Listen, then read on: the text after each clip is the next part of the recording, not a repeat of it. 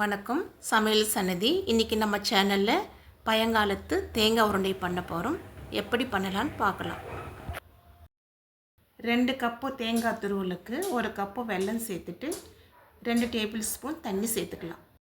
பாகுபதம் தேவையில்லைங்க, வெல்லத்தை மட்டும் கரைச்சி எடுத்துக்கலாம். வெல்லத்தை நல்லா கரைச்சிட்டு வடிகட்டி எடுத்துக்கலாம்.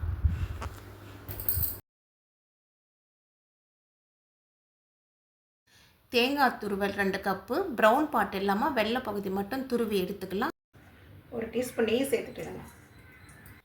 இப்போ தேங்காய் துருவல் சேர்த்துக்கலாம். சேர்த்துட்டு மீடியம் ஃப்ளேமில் 3லேருந்து 5 நிமிஷம் வறுத்து எடுத்துக்கலாம். இப்போ வெள்ளை கரைசல் சேர்த்துடலாம். உங்கள்கிட்ட நல்ல வெல்லம் மண்ணு தூசி இல்லாமல் இருந்துச்சுன்னா டைரெக்டாக தேங்காய் துருவலோட வெள்ளத்தையே சேர்த்து கூட நீங்கள் நல்லா கலந்து விட்டுக்கலாம்.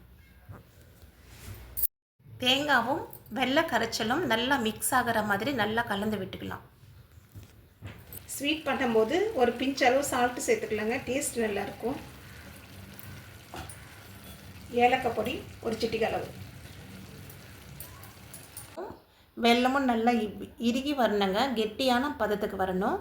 அது வரைக்கும் நம்ம கலந்துக்கிட்டே வதக்கிக்கலாம், இல்லைன்னா அடி பிடிச்சிடும். இந்த ப்ராசஸ் எல்லாம் லோ ஃப்ளேமில் வச்சு தாங்க பண்ணணும். கலந்துக்கிட்டே பண்ணணும், இல்லைன்னா கறிகிடும் ஹை ஃப்ளேம் வச்சா.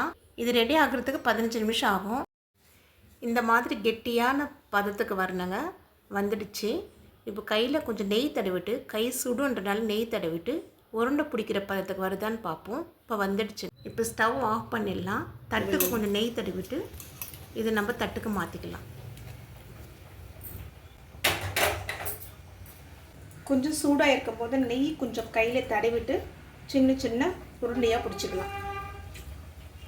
கொஞ்சம் சூடாக இருக்கும்போதே உருண்டையை பிடிச்சிக்கலாம். கொஞ்சம் சூடாக இருக்கும்போது தான் உருண்டை பிடிக்க வரும்.